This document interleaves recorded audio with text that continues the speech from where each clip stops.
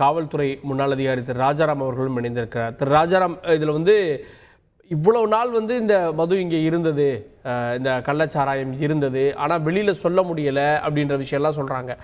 ரொம்ப கேஷுவலாக, ஏன்னா வந்து இது வந்து ஃபஸ்ட் டைம் நிகழ்ந்ததில்லை. இப்போ வந்து ஒரு 100க்கும் மேற்பட்டவங்க குடிச்சிருக்காங்க அப்படின்னா இந்த நெட்வொர்க் எப்பேற்பட்டதாக இருந்திருக்கும்னு நினைக்கிறீங்க? இவங்களுடைய ஹிஸ்ட்ரி எப்படி இருந்திருக்கும்னு நினைக்கிறீங்க?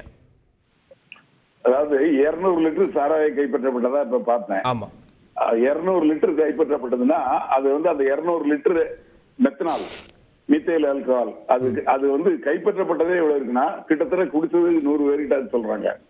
ஆக இது ஒரு பெரிய நெட்வொர்க்.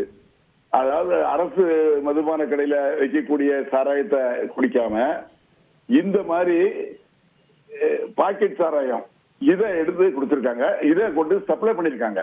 இதுக்கு வந்து நிச்சயமா இந்த நெட்வொர்க்க காவல்துறையும் அங்க இருக்க வருவாய்த்துறை, அதாவது விஏஓ, அந்த தலையாரி, இவங்களுக்கு தெரியாம அங்க நடக்கிறதுக்கு வாய்ப்பு இல்லை. அதே மாதிரி அங்க இருக்கிற பஞ்சாயத்து தலைவர், எம்சி, இவங்களுக்கு தெரியாம வாய்ப்பே கிடையாது. அதனால இதுல யார் யார் சம்பந்தப்பட்டிருக்காங்களோ அவங்க பேர்ல கடுமையான நடவடிக்கை எடுக்கணும். இந்த உயிரிழப்பு வந்து ஓராண்டுகளுக்கு முன்னாடி நடந்தது, இப்பவும் தமிழ்நாட்டில் திருப்பியும் நடக்குது. இது வந்து நிச்சயமா இப்ப ஒவ்வொருத்தரும் கதற பார்க்கையில நமக்கே கண்ணீர் வரக்கூடிய ஒரு சூழ்நிலை இருக்குது. இந்த மாதிரி ஒரு சூழ்நிலை நிச்சயமா வரக்கூடாது. சம்பந்தப்பட்டவங்க பேர் நடவடிக்கை எடுக்கணும். கடந்த ஆண்டுல இது மாதிரி 22 பேர் இறந்து போனாங்களே, அதுல நடவடிக்கை எடுத்து எத்தனை பேருக்கு நீதிமன்றத்துல தண்டனை கொடுத்தாங்க அப்படிங்கறது இது வரைக்கும் தெரியல. அத மாதிரி ஃபாலோ பண்ணணும், ஃபாலோ அப் ஆக்ஷன் இருக்கணும். ரெண்டாவது, இதுல சம்பந்தப்பட்ட யாரா இருந்தாலும் சரி, அது கட்சிக்காரங்க இருந்தாலும் சரி, காவல்துறையா இருந்தாலும் சரி, அதே மாதிரி வருவாய்த்துறையை சேர்ந்தாலும் சரி, அவங்களையும் அக்யூஸ் ஆக்கி, இந்த கேஸ்ல அக்யூஸ் ஆக்கி அவங்களையும் அரெஸ்ட் பண்ணி ரிமாண்ட் பண்ணணும்.